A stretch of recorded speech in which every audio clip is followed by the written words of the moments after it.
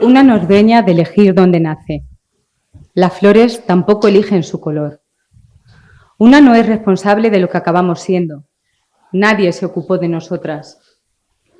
La historia, por desgracia, está contada en su mayoría por hombres. Siempre se ha hablado de exilios, guerras, campos, desde el sufrimiento de los hombres, pero ¿qué pasa con el de las mujeres?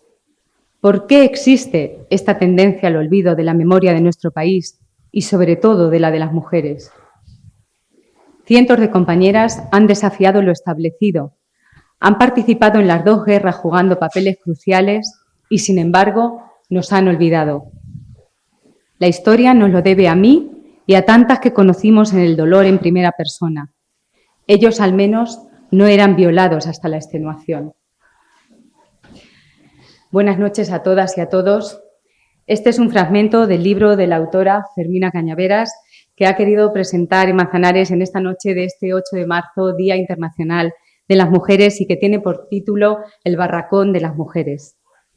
Muchas gracias a todos los que habéis querido acompañarnos en este evento, que aparte de su aspecto cultural, también lo hemos querido encuadrar en el marco de todas las actividades programadas alrededor del 8M por la igualdad de género.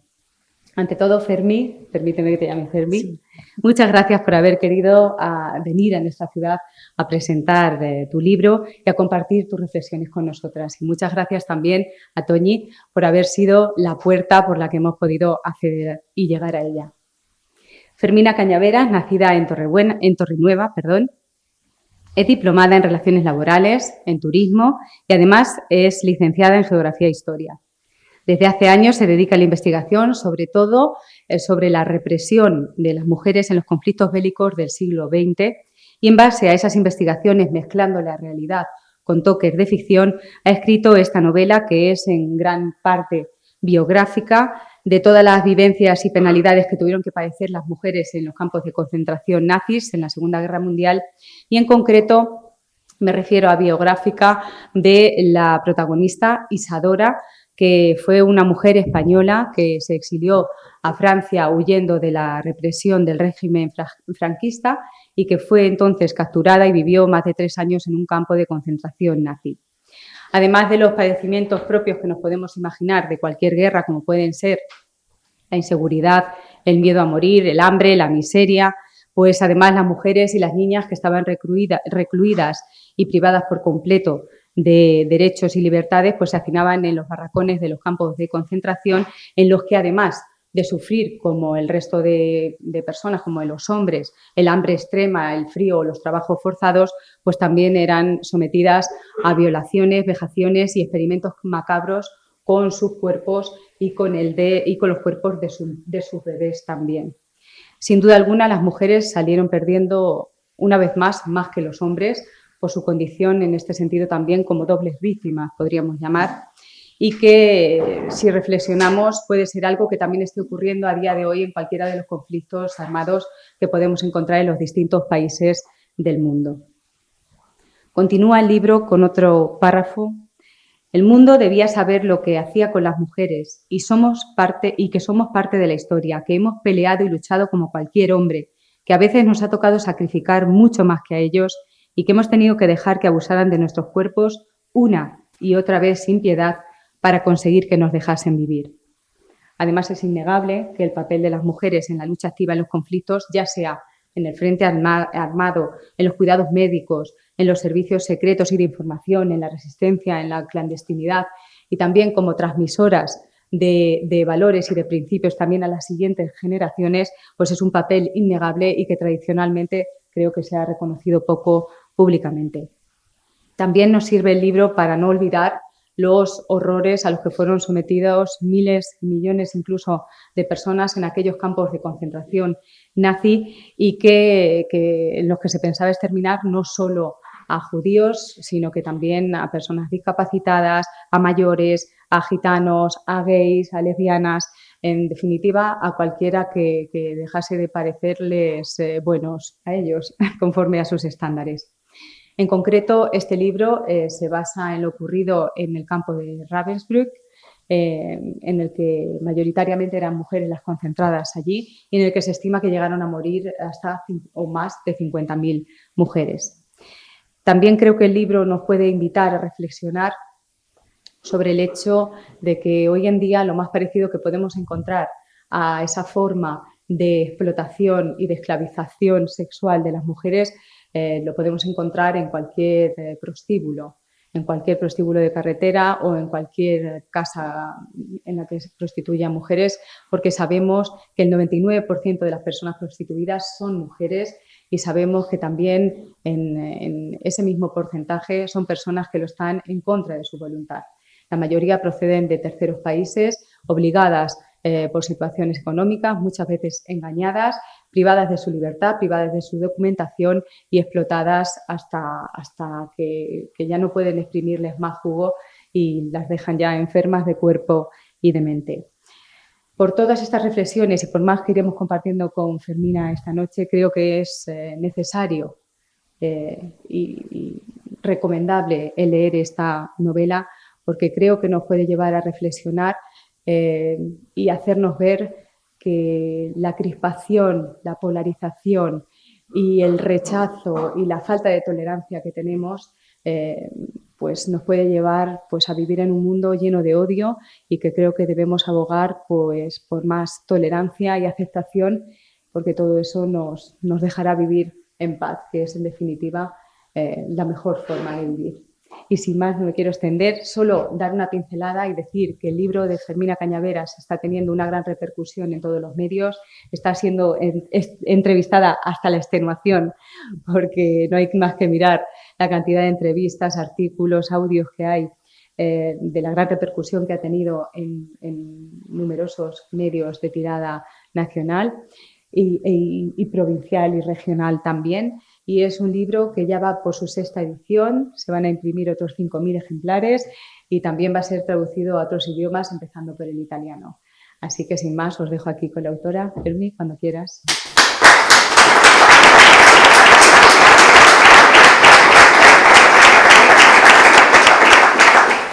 Buenas noches y muchas gracias a todas y a todos por acompañarnos en este día que para mí es tan importante, tan reivindicativo. Y bueno, hay que poner en valor el trabajo de las mujeres, no solo las de hoy, sino las de ayer. Voy a empezar por una palabra que ahora, bueno, todas y todos la tenemos muy normalizada, que es la sororidad.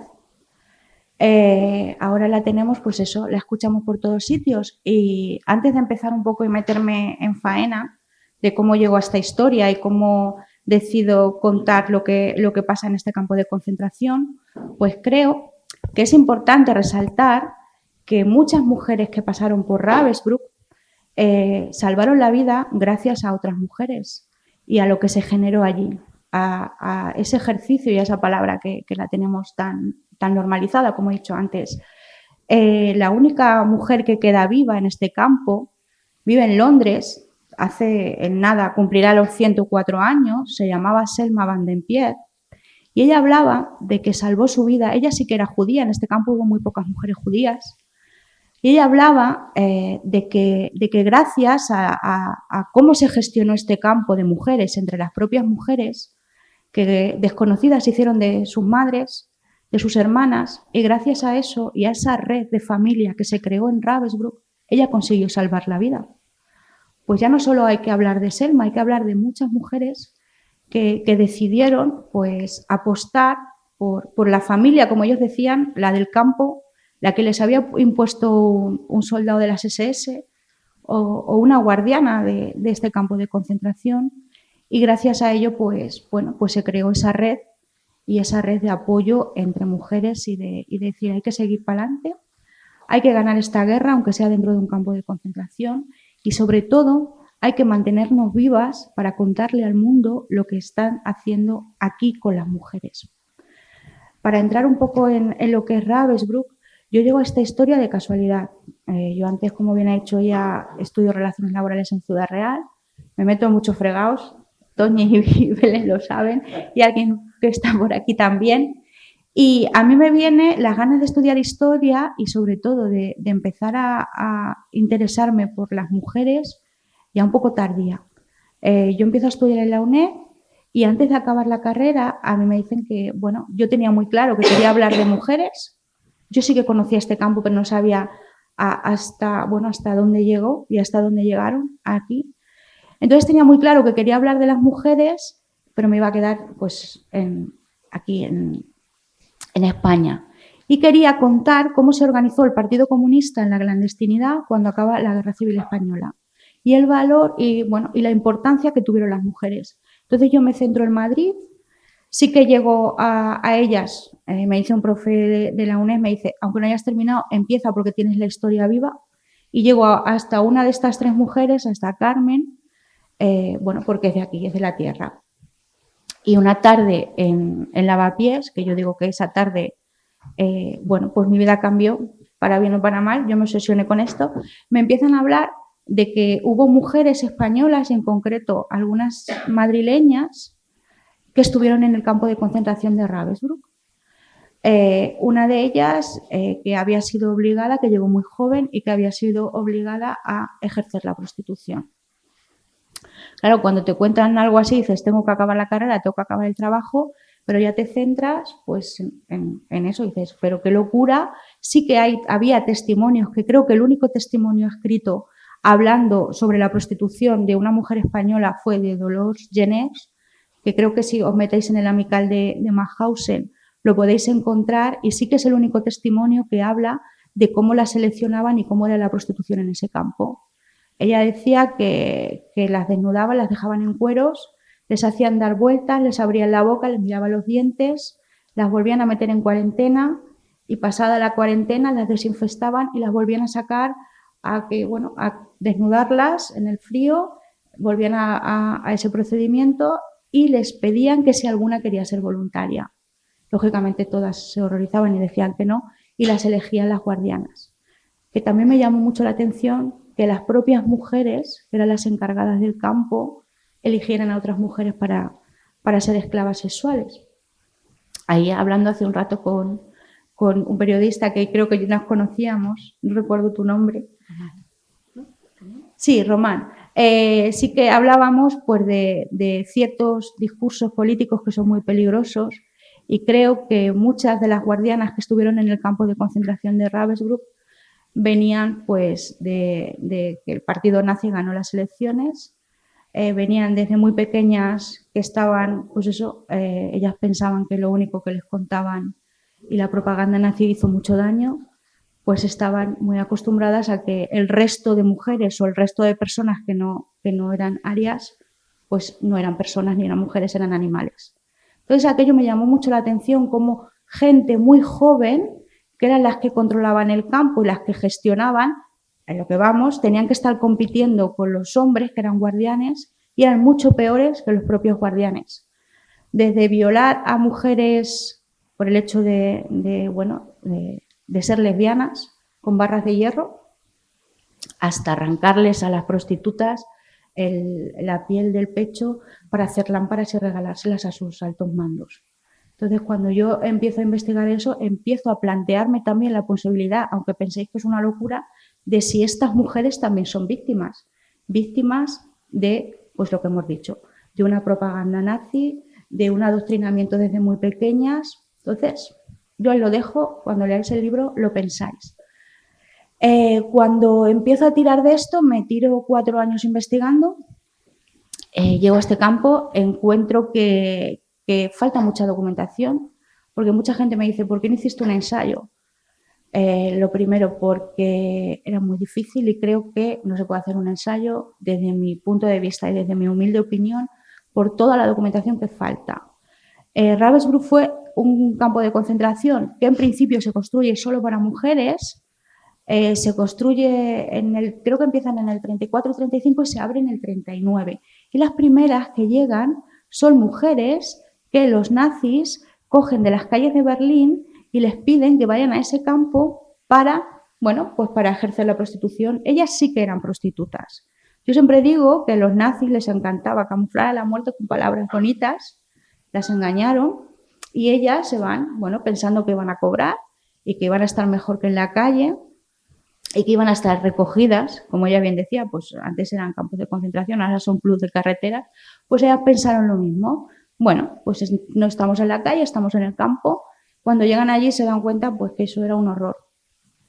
Aguantaban muy poco, la mayoría pues eso, pues no aguantaba, porque aparte no solo se las tenía en ese campo, las primeras mujeres que llegan, se las llevan al frente para, bueno, pues si tenían que hacer alguna misión, tenerlas a mano y violarlas las veces que a ellos les diera la gana. Sí que hay testimonio también de algunas mujeres que estaban en la enfermería que hablaban de que algunas que se llevaban al frente, no solo las primeras que llegaron a Ravensbrück, pues llegaban reventadas, sangrando por el ano. Era una barbaridad. Después ellos se dan cuenta que es una tontería seguir engañando a las mujeres, porque cada noche en los vagones de ganado llegan muchísimas. Llegan muchas mujeres procedentes fundamentalmente, como bien ha dicho ya, resistentes, francesas, que vienen de Francia con muchísimas nacionalidades. Empiezan a separar a las más jóvenes y aparentemente sanas, pues para que ejerzan para que sean parte de la maquinaria nazi y sean esclavas sexuales, las que llamaban ellos las Feldjure, que significa puta de campo de concentración. Nada más llegar y las primeras que entran sí que empiezan a tatuarlas en el pecho, les tatúan estas palabras, les tatúan un triángulo invertido negro, que ahora os hablaré un poco de los triángulos, y un número de matrícula. Cuando llegabas a un campo de concentración, automáticamente perdías tu nombre, daba igual ser hombre o mujer. No te podían llamar por Pepito, Fermi, Toñi, no, eso era muy difícil, era muy complicado. Entonces te asignaban un número y normalmente lo solían tatuar en los antebrazos. A las mujeres que estaban designadas a ejercer la prostitución se lo tatuaban en el pecho. Entonces tú ya perdías tu nombre, ya eras un número. El triángulo, dependiendo de lo que, pues de lo que fueras, o bien raza, etnia, ideología, pues era de un color diferente. El negro era el más bajo del escalafón en los campos de concentración. El triángulo negro, mucha gente piensa que el rosa era para las lesbianas. No, el negro estaba asignado para las lesbianas, mujeres, para las asociales, los que ellos pensaban que no servían para nada en la sociedad, y para las prostitutas. No porque fueran prostitutas, como he dicho antes, sino porque las obligaban ellos. Entonces, si llevabas un triángulo negro era lo peor que te podía pasar en un campo de concentración. Muchas de las mujeres españolas que hay, se cree que pasaron unas 400 por allí, aunque no hay como unas 200 registradas. Ahora os cuento por qué. La mayoría llega con triángulo rojo y ellas se sentían muy orgullosas. ¿Por qué? Porque muchas eran mujeres que estuvieron combatiendo en la Guerra Civil Española, se tienen que exiliar y empiezan a colaborar desde el principio de la Segunda Guerra Mundial con la resistencia francesa. No tenían, por ejemplo, como las polacas, que sí que había mujeres polacas en el campo de Ravensbrück que pertenecían a la resistencia armada polaca, pero ellas fundamentalmente lo que hacían era intentar conseguir documentación falsa para seguir sacando gente de España, porque sabían que si te quedabas aquí probablemente acabas en una cárcel o con un tiro en una tapia de un cementerio. Entonces empiezan a gestionar para sacar a gente y empiezan a preparar documentación falsa, a preparar operaciones y sobre todo a recoger armamento y documentos que el ejército inglés tiraba, los pasaba con los aviones, tiraba a las afueras de París y ellas los recogían.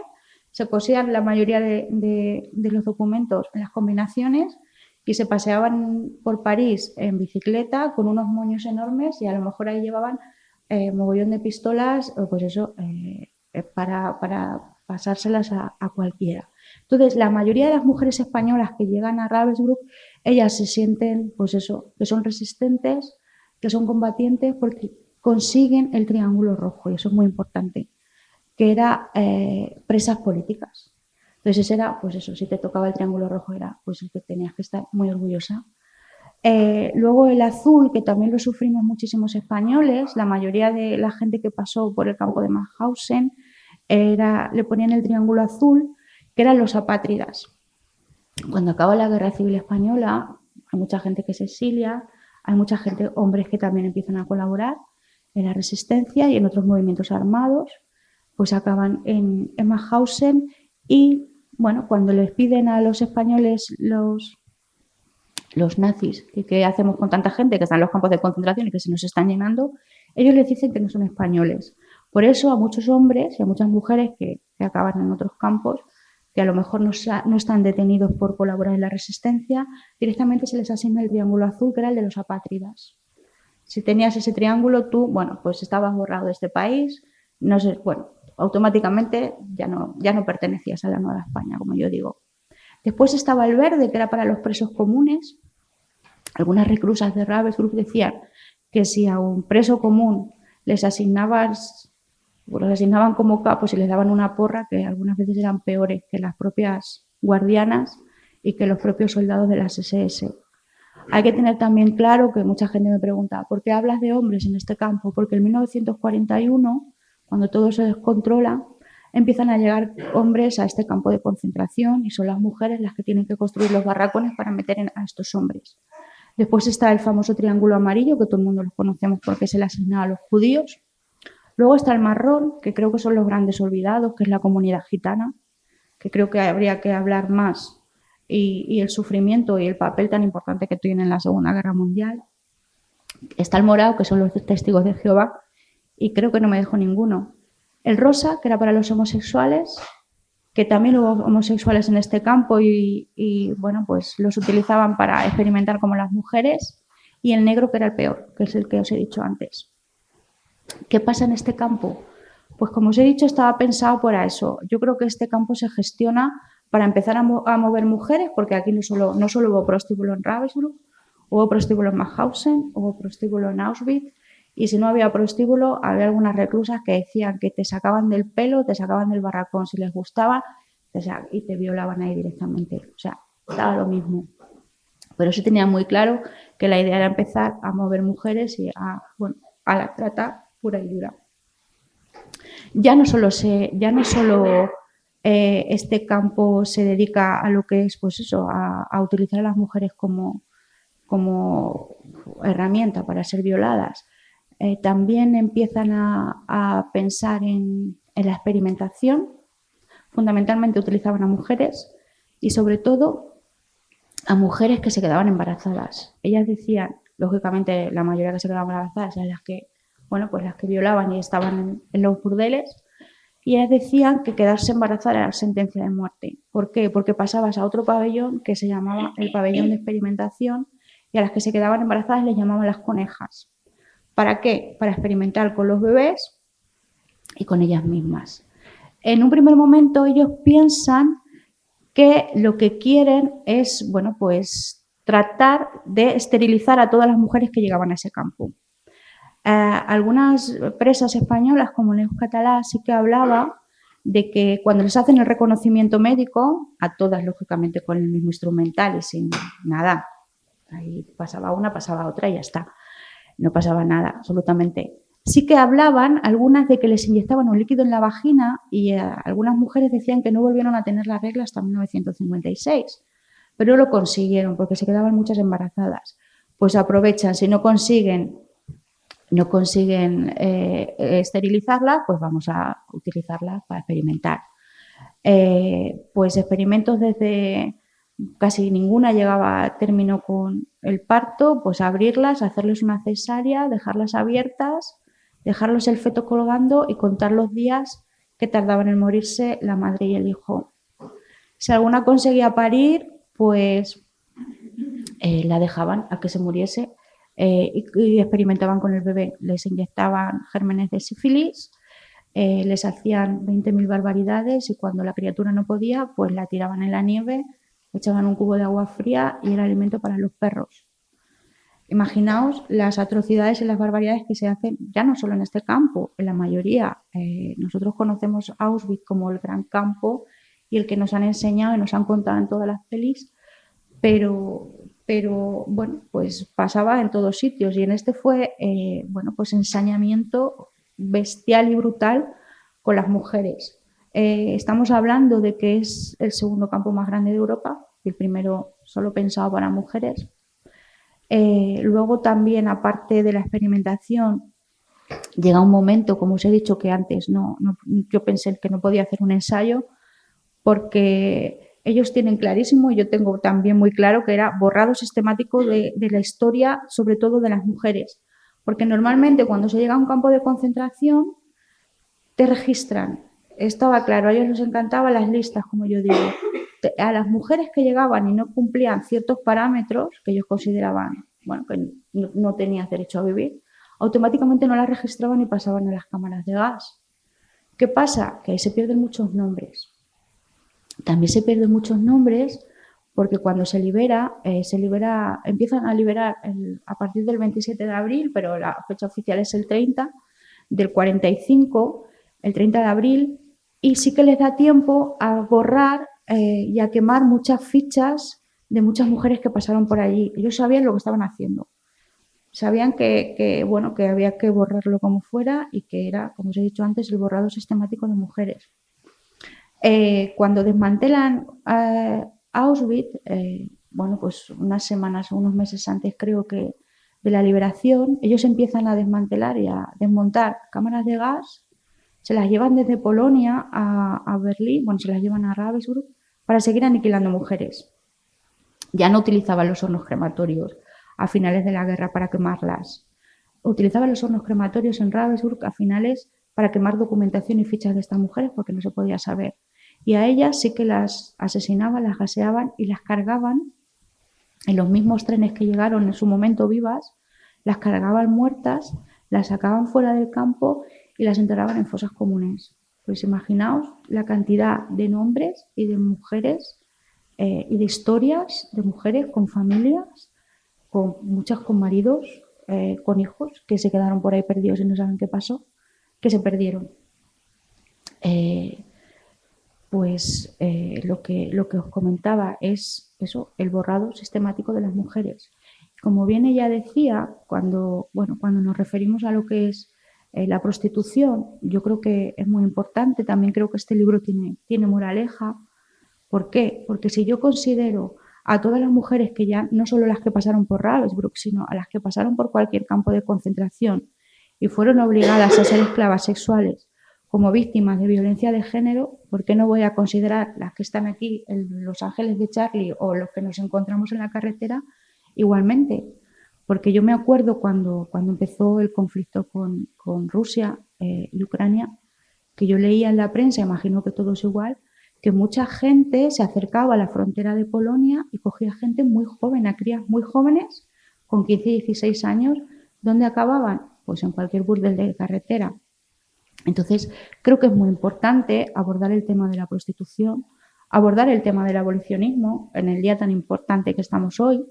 Ya se consiguió en 1935 con un Real Decreto que lo defendió en el 32, creo, Clara Campoamor, y se aprobó en las Cortes Generales en 1935 que hablaba sobre el abolicionismo. Y creo que no pasa nada, que es importante ponerlo encima de la mesa y ponerlo en valor. A mí me han caído muchas tortas por hablar de que yo concibo el feminismo y el feminismo tiene que ser abolicionista. No lo concibo de otra manera. Entonces creo que, como digo, que si las mujeres de Ravensbrück o de cualquier otro campo están consideradas, yo las considero así, como víctimas de violencia de género, pues las que están ejerciendo la prostitución, creo que hay que considerarlas y llamarlas por el mismo nombre.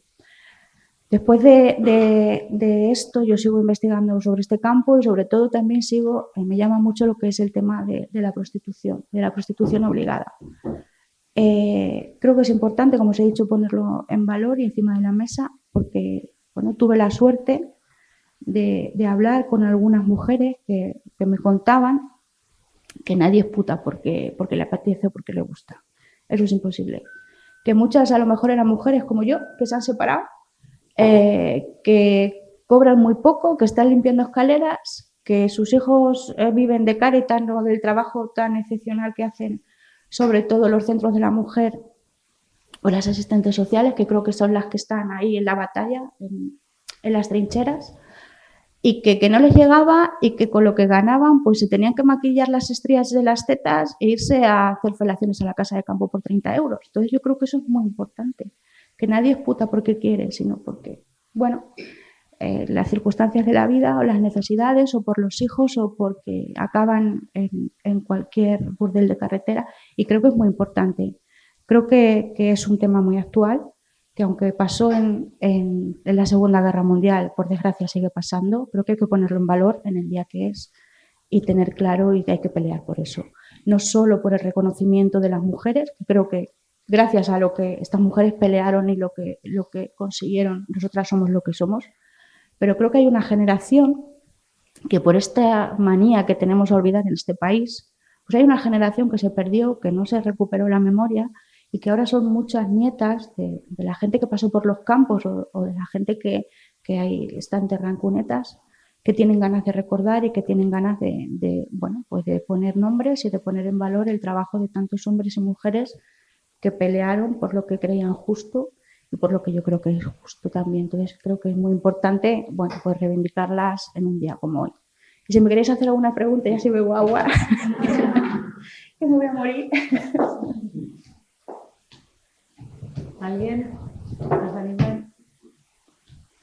Bueno, Fermi, yo otro de los pasajes que también me ha llamado la atención, porque creo que es muy curioso y que también nos insufla una luz de esperanza, que siempre podemos encontrar algo a lo que asirnos, aunque sea en la mayor de las adversidades, es cómo las mujeres dentro del propio campo intentaban hacer también resistencia. Sí. Cómo intentaban boicotear armas y demás. Pues es que yo tengo muy claro que, bueno, que estaban hechas una pasta especial o que tenían ganas de ganar la guerra, porque ellas siempre decían que perdieron la de aquí, perdieron la de allí porque, bueno, se ganó, pero muchas no pudieron volver. Algunas sí lo hicieron porque salieron con documentación falsa, pero otras se tuvieron que quedar en París o en Toulouse. Tienen calles reconocidísimas y aquí, pues lo que vamos, están olvidadas y la mayoría no se conocen. Pues sí que se gestiona, sobre todo por las ganas que tenían estas mujeres, se gestionan movimientos de resistencia. Aquí en la guerra civil, algunas se acordaban de que caían obuses en Gran Vía y no explotaban. ¿Por qué? Pues bueno, porque estaban boicoteados. Entonces ellas empiezan a pensar de qué manera las que, bueno, en Ravensbrück había diferentes fábricas, ellas se llamaban como comandos y unas iban a trabajar pues a lo que era la fábrica, había una fábrica textil, Siemens también estuvo allí, pagaba al ejército nazi por cada mujer que estaba trabajando en Siemens y otras estaban pues eso en lo que era bueno, armamento. Entonces ellas se empiezan a dar cuenta que, bueno, pues a ver de qué manera genera una resistencia y pues se puede boicotear las armas. Empiezan a bajar la producción y los nazis les bautizan a un grupo de españolas como el comando de las gándulas, porque pensaban que eran muy perras, que no trabajaban. Y lo que estaban intentando, pues eso, que bajar el rendimiento y bajar la producción de balas, fundamentalmente. Luego empiezan a escupir, se dan cuenta que no funciona y después de muchísimas probatinas empiezan a recoger moscas, que hubo un momento y un tiempo en el campo que la mayoría de las mujeres y hombres incluso que estaban allí se dedicaban a acercarse hasta los hornos crematorios donde esperaban a que quemasen a los reclusos que estaban allí, a cazar moscas, las empezaron a machacar, las metían en el percutor, empezaban, bueno, se descomponían, mojaban la pólvora y desde que empezaron a hacer esto, las balas en Ravensbrück que salían de ese campo de concentración no funcionaron. Y le llamaron el comando de las gándulas. Por eso era el afán y las ganas que tenían de ganar la guerra, aunque fuera dentro de un campo de concentración.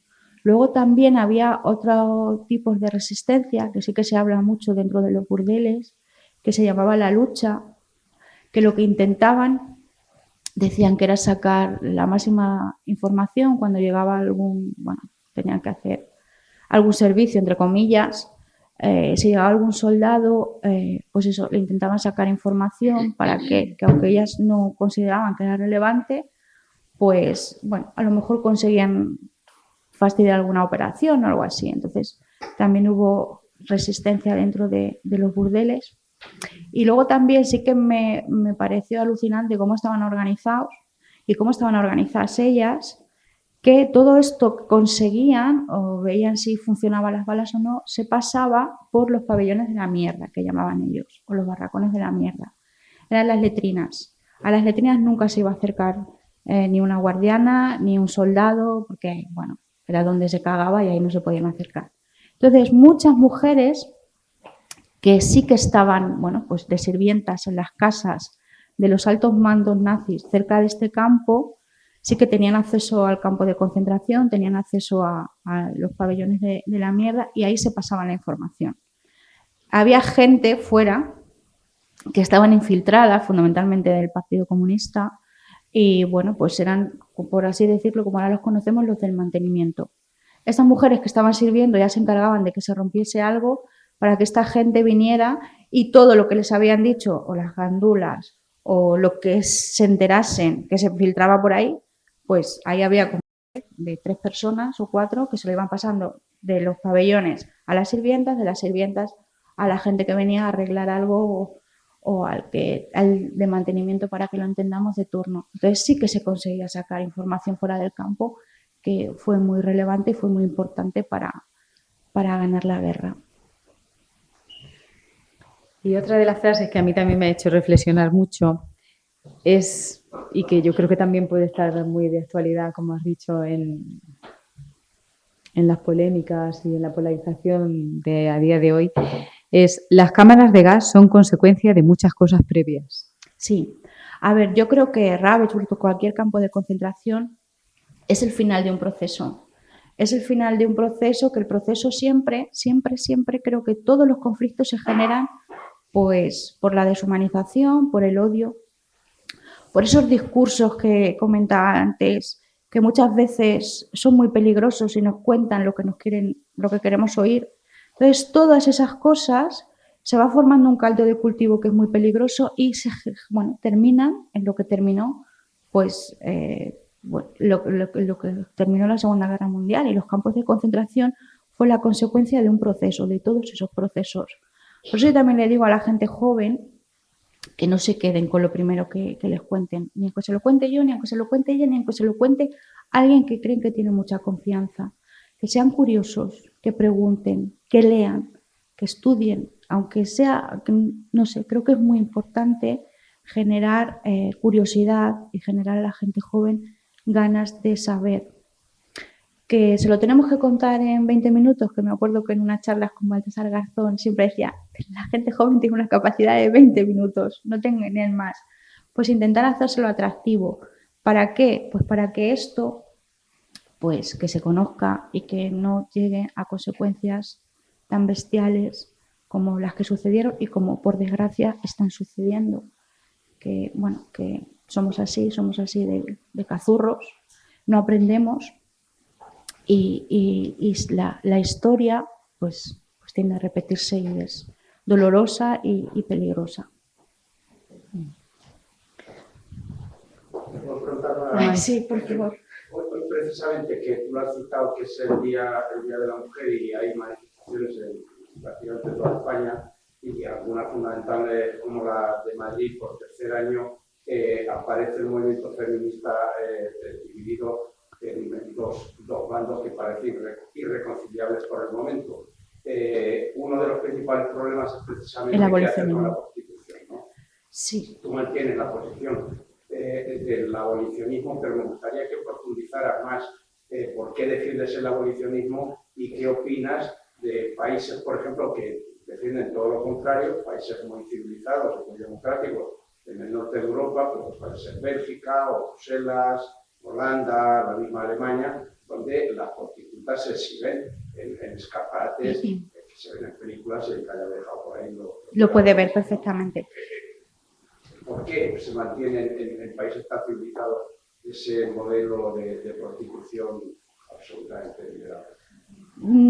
A ver, yo desde mi punto de vista no lo concibo, no lo entiendo. Creo que está, pues eso, muy integrado en la sociedad y es como el que nace pensando que esto es un vaso y que sirve para beber. Entonces, yo centrándome en mis creencias, independientemente de lo que piense cada uno, todo es muy respetable. Yo pienso, como os he dicho antes, que el feminismo es un trabajo no solo de mujeres, de hombres, hay que estar todos peleando. Y creo que independientemente de lo que pensemos unas o de lo que pensemos otras referente a la prostitución, Creo que la lucha, al fin y al cabo, es pelear por la igualdad. Yo no quiero ser más que un hombre, pero no quiero ser menos. Entonces creo que no se debería, pues eso, organizar dos manifestaciones, no se deberían dividir independientemente de lo que pensemos unas u otras. Creo que la lucha es la misma, aunque tengamos pareceres o puntos de vista diferentes. ¿Por qué considero que yo, por qué pienso y creo en el abolicionismo? Pues por lo que he dicho antes, porque creo que ninguna mujer, aunque las que podamos ver en Ámsterdam, pues eso, lo tengan nosotros lo tengamos, ellos lo tengan muy normalizado, lo vean en la calle, pero no sabemos por qué esa mujer se pone y se expone en un escaparate. Y creo que es ahí donde hay que ir, a la razón y a lo que es el problema. Yo no sé por qué esa mujer se expone, a lo mejor se expone en un escaparate, está legalizado, lo tiene normalizado, pero puede ser la misma que se va a la casa de campo o que se pone en la esquina de turno. Yo creo que hay que ir a lo que es el fondo y a lo que es la raíz. Y creo que hay muchas fundaciones o muchas ayudas a cosas que yo pienso que a lo mejor no son importantes, y sí que desde los centros de la mujer o desde lo que son los asistentes sociales, pues sí que deberíamos apoyar, intentar ayudar a estas mujeres y darles una oportunidad en lo que es la sociedad, porque yo creo que la mayoría nadie quiere ser prostituta, ni creo que aunque los países del norte de Europa lo tengan muy normalizado, yo no sé por qué esa mujer se expone y vende su cuerpo, pero creo que aunque te expongas y esté legalizado, yo creo que a ninguna nos apetece hacer eso. Entonces creo que la base es estudiar por qué nos ponemos ahí o por qué nos vamos a vender nuestro cuerpo por 30 o por 50 euros.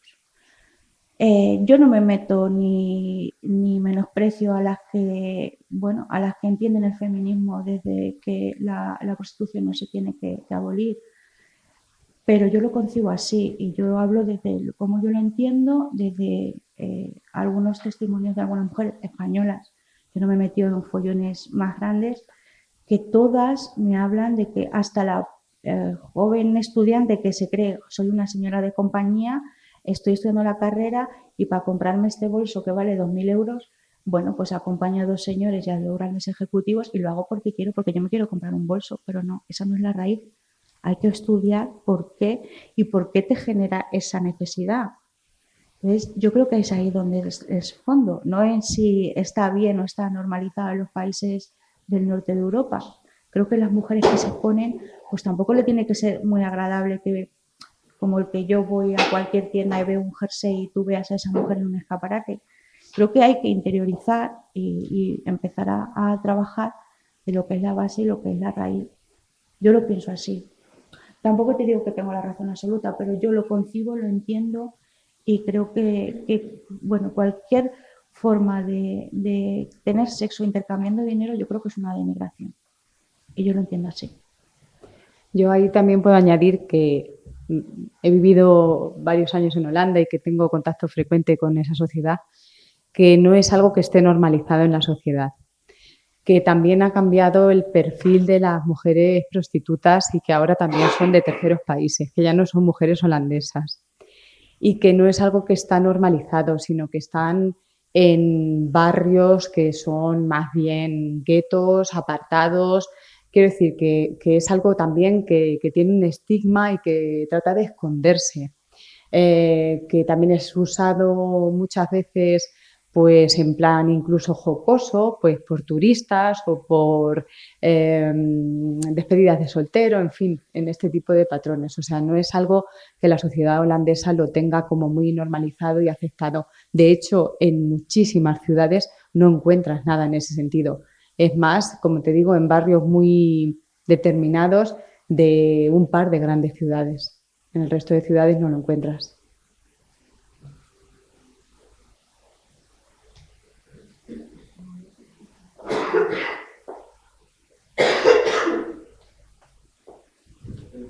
Ahora que he seguido, o sea, por comentarte de todo esto, creo que es bastante duro, ¿no? Y yo qué sé, la naturaleza mental y lo que, qué sé, ¿cómo lo has llevado?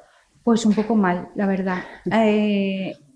es enfrentarte a testimonios muy duros, a que yo cuando empiezo con esta historia españolas me quedan euskaltelá, me quedan muy pocas, solo una. Y sí que contacto con asociaciones bueno, de memorialistas, sobre todo europeas, y por una chica que se llama Aga, de Cracovia, a mí me pone en contacto con algunas mujeres que estuvieron en Ravensbrück y que todavía estaban vivas. Entonces, la mayoría de los testimonios los cojo de las mujeres polacas, de lo que era, pues eso, aparte del testimonio que os he hablado de Dolores Jenner, aquí no había mucha cosa. Sí que hay, bueno, pues tesis y estudios en los que se reconoce que en campos de concentración y en Ravensbrück sí que se ejerce la prostitución forzada, pero claro, lo más importante era que te contasen lo que sucedía y cómo era, pues, que los días más bestias tenían que dar hasta 20 servicios, imagínate. Lógicamente se tuvo que novelar porque yo digo que esta novela está hecha de retales de muchas mujeres, porque todo no le pasa a la protagonista, lógicamente la pobre mía se hubiera muerto. Y fue duro, fue muy duro, pues eso, encontrarte con testimonios, pues eso, de lo que se comenta antes, de enfermeras que dicen que llegaba gente, pues que a lo mejor llegaban reventadas y ellas decían, no, solo me duele la cabeza por la vergüenza y no decir, es que vengo de que, bueno, pues de ser violada un montón de veces y aguantaban muy poco. Entonces yo siempre digo que desde que empiezo, yo tan contenta para acabar la carrera y para hablar de las mujeres del PC y cómo se organizan, pues desde que me empiezan a contar esta historia, yo me empiezo a meter en este fregado, que yo creo que ya estoy obsesionada con Ravensbrück y sigo pues eso, buscando a ver qué encuentro, pues yo no soy la misma persona. Hay mucha gente que me dice, ostras, y este número de reclusa que aparece en el libro no aparece ninguna en Ravensbrück, lógicamente. Como os he dicho, hay mucha documentación que se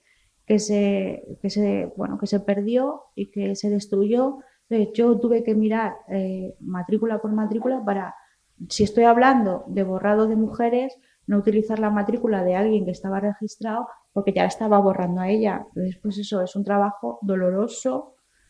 Yo siempre digo que es un regalo envenenado, pero bendito sea y no es que esté encantada, pero creo que es una labor y que es importante de que se abre del papel de las mujeres.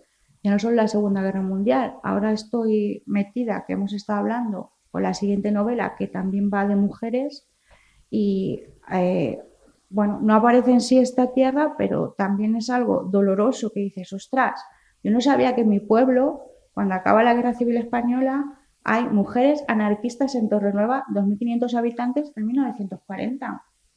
Y sí que se llevan a un grupo bastante numeroso de mujeres de la provincia de Ciudad Real.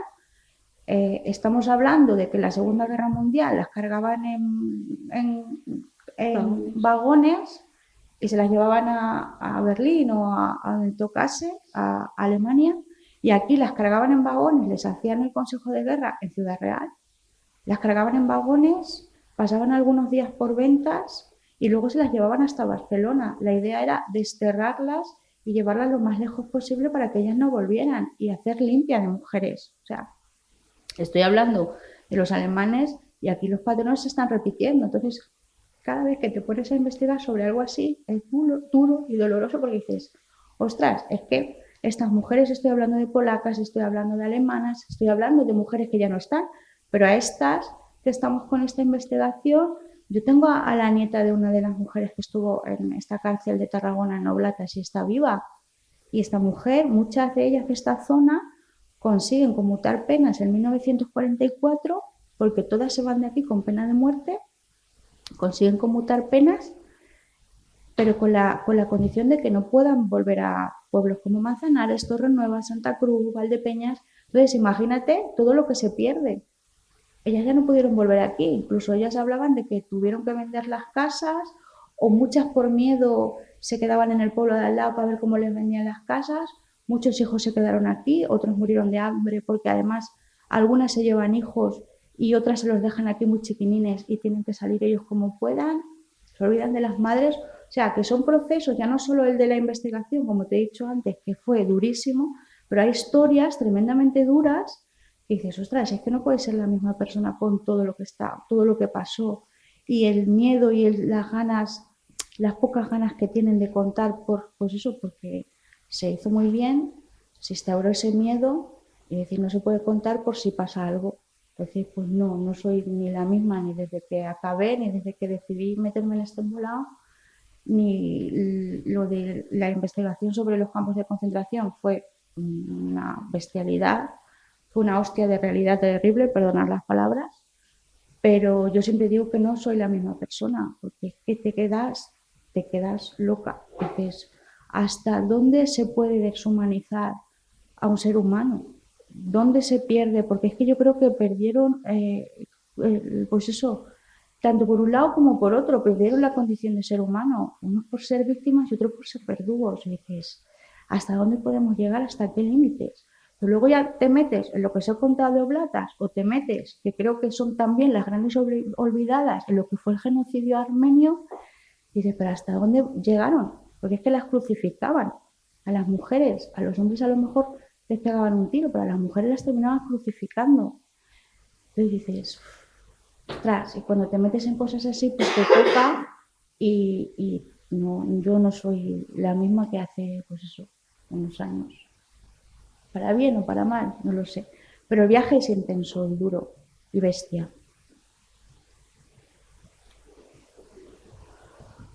A mí lo que quería saber, como antes has comentado que has dado charlas con gente joven, si hay ninguna retroalimentación positiva o que se expresaba negativa, sobre todo por parte del género masculino, de los chicos, porque a mí me alarma leer y pensar que muchos jóvenes, sobre todo masculinos, se están yendo hacia las ultraderechas y que perciben que hay hombres, el 44% de los hombres que hay en las noticias o ayer perciben que el feminismo se ha ido de las manos, sobre todo por la gente, bueno, por la gente joven.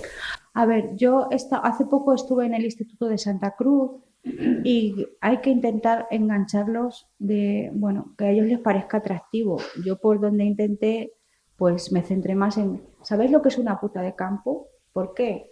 Que ahí es por donde los enganchas. No es ser morboso, porque yo en el libro cuando lo concebí, lo escribí, lo intenté escribir con el máximo respeto y no caer en el morbo. Tengo muchas historias que decidí, no, ya no más. Pero, por ejemplo, a los chavales, para intentar concienciarlos, pues abordarlo desde otro punto de vista. ¿Desde qué? Pues desde engancharlos de, ¿sabéis esto? ¿Sabéis los peligros y los problemas que acarrea la prostitución? ¿Sois conscientes de ellos? ¿Sois conscientes que no es de cachón de decir, ay, nos vamos, ni simplemente decir la palabra nos vamos de putas? ¿Sabéis el daño que estáis haciendo con esas cosas? ¿Por dónde tiro?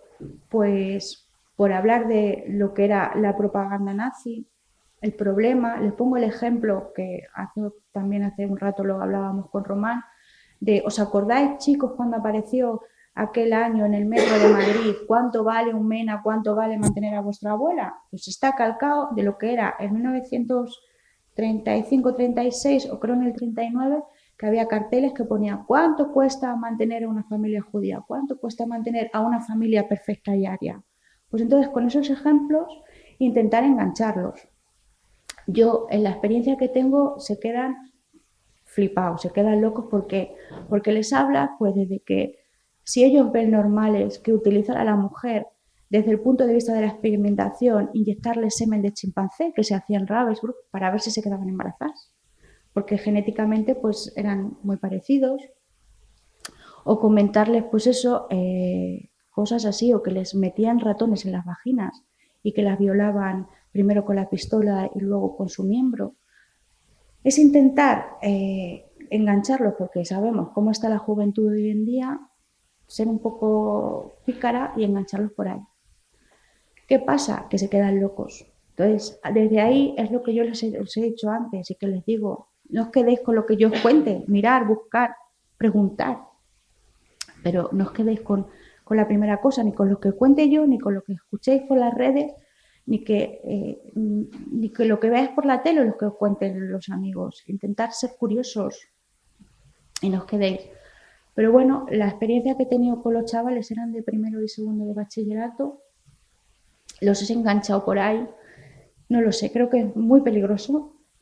Estamos en una época, creo que muy complicada, que, bueno, que es eso, que ellos solamente consumen lo que es youtuber y muchas cosas, y creo bueno, que habría que trabajar, no sé cómo, no lo sé, pero que habría que trabajarlo y empezar a contar pues los peligros y engancharlos de alguna manera que les sea pues atractivo. Yo los engancho por ahí, les empiezo a contar, a ver, ¿qué sabéis de los campos de concentración? Decirme nombres, y todos me dicen Auschwitz, Auschwitz.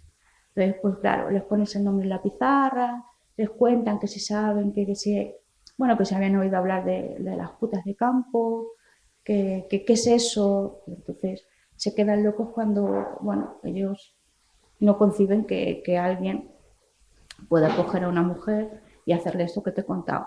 Y por ahí los sueles enganchar. Pero bueno, creo que es muy difícil y creo que es un trabajo que queda mucho por hacer y que hay que intentar concienciarlos de alguna manera. Pero ahí yo creo que también entra a interiorizar nosotros como adultos de qué manera vivimos y cuáles son nuestras prioridades. Y pensar que si estamos en una sociedad en donde lo primero que hago es enseñar a mis hijos a competir con el de al lado, al individualismo, a que no hay más realidad que la suya. Yo siempre la batalla esta la he tenido en los institutos con mis hijos, o sea, 3 días expulsado. Bueno, vamos a ver, ¿por qué 3 días expulsados a tu casa? Hago lo mismo y me expulsan una semana y estoy una semana de vacaciones. Pues esos 3 días a lo mejor habría que plantearse pues el ver otras realidades, el acercarse a una residencia de mayores, a un centro de discapacidad, a Basida lo tenemos aquí, o sea, que vean y cómo hay otras realidades al lado de ellos y que son comunes a ellos y que hay una diversidad que al final es lo que hay que naturalizar, la diversidad, pero vamos hacia lo contrario, demonizando lo que es diverso, porque lo nuestro es lo que vale, el ataque de primer mundismo que tenemos, sin pensar que lo diverso es lo que enriquece, porque hay una sinergia que es la que hace que la evolución de la persona y el que sea positivo y sea humano y no vayamos a la crueldad más horrorosa y que no hay calificación ninguna para llegar a eso. A mí me parece que por lo menos estas mujeres, con que la historia haya salido a la luz, ya tienen una reparación, que no es para nada, vamos, no es ni... Pero bueno, como una reparación, porque en realidad es verdad que lo que no se dice o no se cuenta, pues no se sabe y está ahí escondido. No sabíamos, bueno, yo cuando la historia por primera vez me la contó y me quedé, y luego cuando la lees y ves la brutalidad y la bestialidad a la que puede llegar un ser humano de tu misma especie, dices, pero ¿dónde vamos? Entonces hay que replantearse muchas cosas, pero es primero también la educación es la base, pero la educación empieza también en tus mismos valores, lo que transmites en tu casa. Es que ahí está también la base y ese germen ahí se crea y tenemos que poner todos ese granito de arena, porque si no, la no repetición pues será otra repetición. Yo creo que es importante, que es muy importante pues eso, empezar a trabajar en casa y dejar claro pues, y bueno, inculcar valores y que nosotros como padres pues empecemos a que ellos aprendan a distinguir ya no solo lo que está bien y lo que está mal, sino que por el hecho de ser mujeres o hombres no hay que tener distinción. Es lo que también hablábamos hace un rato. Yo tengo 47 años y vengo de la generación de niña, levántate a por la sal o niña, ve a por el pan. Y lo hacemos inconscientemente, pues simplemente con esas pequeñas cosas empezar a que ya no sea la niña, que sea el niño también. Y como tú bien decías, si haces algo, una trasta, pues yo creo que el hecho de expulsarlos pues no te lleva a ningún sitio. Es decir, me estoy tocando las narices en mi casa y juego a la Play. Pues la siguiente vez la hago más gorda y me quedo una semana. pues empezar a trabajar pues desde los colectivos del profesorado, de asociaciones, de padres, pues empezar a inculcar otras cosas, pero yo lo veo dificilísimo. Y yo tengo 2. Yo, por Y ejemplo, lo intento hacer lo mejor posible, pero lo veo tan complicado. Yo pienso, voy a hacer una reflexión, pienso que las redes sociales tienen cosas buenas, pero están haciendo mucho daño. Yo también, lo creo. A ver, cosas buenas, porque tienen cosas buenas, pero creo que están haciendo mucho daño. Es que no somos conscientes de lo que nuestros hijos ven por redes sociales. Entonces, es tan peligroso, pueden distorsionar tanto la realidad. Bueno, independientemente de lo que es esto, el porno que se consume, gente muy joven y pueden distorsionar, pues eso, que lo que tú entiendas como una relación, ya no de amor, sino decir, vamos a pasar un buen rato, pero respetándonos, pues con las barbaridades y con las cosas que consumen en redes, es que lo distorsionan. Tanto nosotras como mujeres como los hombres, porque niñas muy jóvenes entienden que lo que se ve, eso es normal y que eso está guay, que eso está, y realmente eso no está guay ni es normal, ni es una relación de respeto. Entonces, es como tú bien dices, a mí me parecen tan peligrosas porque no sabemos a dónde acceden nuestros hijos. Y yo tengo 2, uno de 15 y otro de 18, imagínate, no sé por dónde se mueven. Y eso que te dicen, no, nosotros no vemos porno, no somos tontos, los padres. No sé desde cuántos años los consumes, pero fijo, simplemente con que a lo mejor te llegan y ves esas cosas y esos memes que te envían, pero dices, a ver, hijo mío, ¿tú sabes lo que es esto? Y se lo toman y creo que es muy peligroso, como tú dices, creo que son muy necesarias, que nos ayudan mucho, que podemos llegar a muchos sitios, pero creo que es muy peligroso y que creo que también hay ahí como una laguna que no sé cómo se puede controlar, no sé, los políticos, eso no tengo ni idea, pero creo que hacen muchísimo daño a la gente joven y son jodidas, porque creo que se distorsiona algunas cosas y se confunden conceptos y valores, yo pienso. Porque ¿cuántas horas pasan un joven, un adolescente con el teléfono? ¿Cuántas son 24. Buenas, malas, buenas, malas, que te venden cosas que esto es así?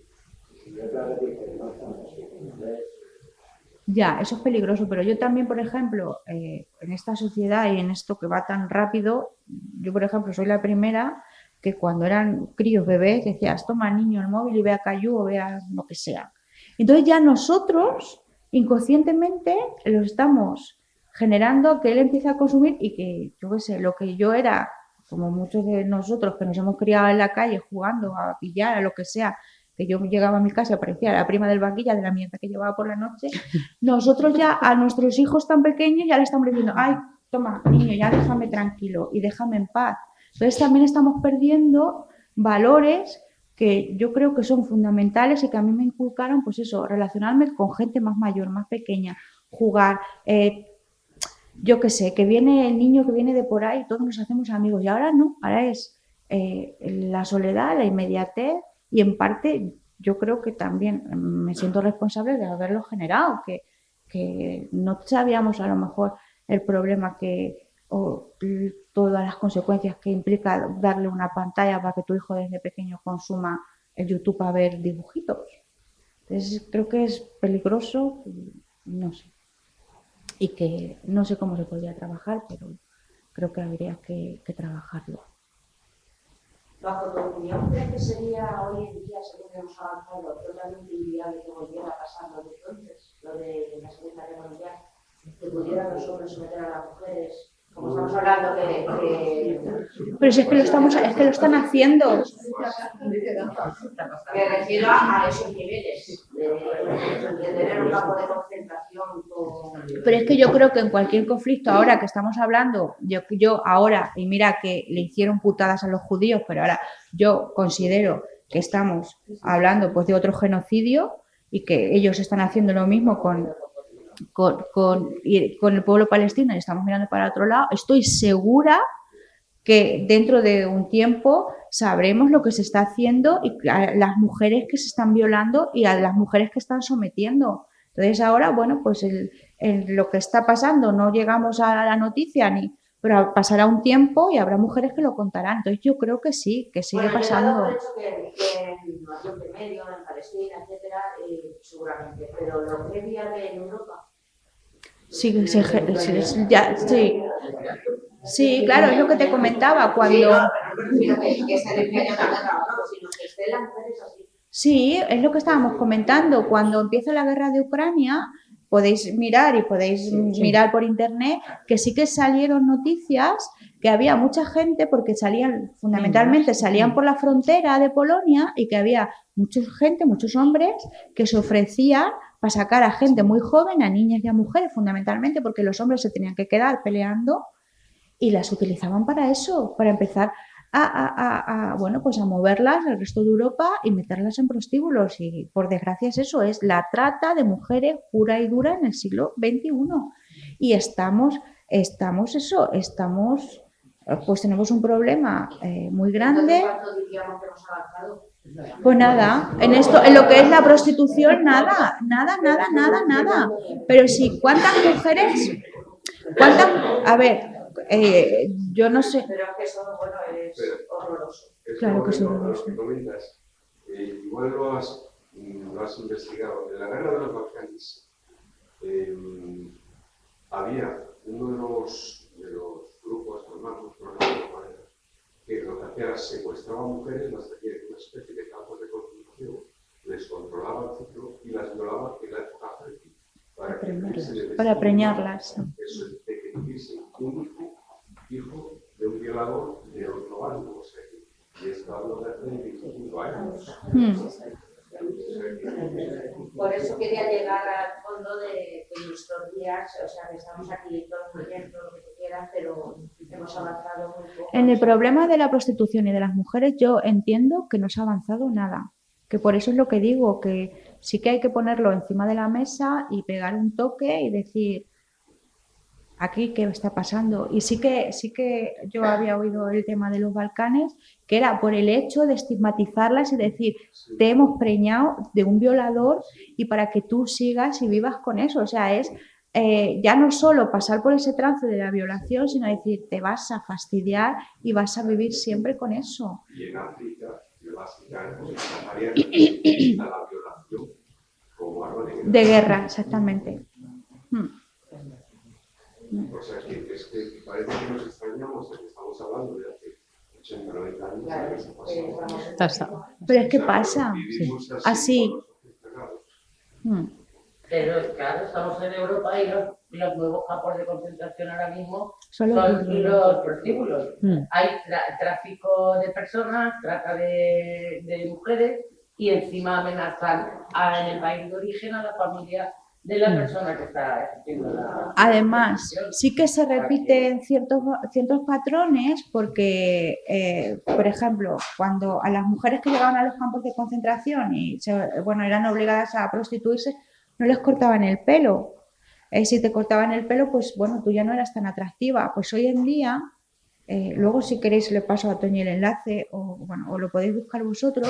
Sí que hubo hace poco una noticia que hablaba de una mujer que había conseguido salir de lo que era la trata y que comentaba que cuando no hacían los servicios, estoy hablando de hace 4 días, pues ella era no sé si era de Venezuela, de Colombia, se viene aquí buscando pues eso, pues mandar dinero para, o irse o hacerse una casa o mantener a toda la familia.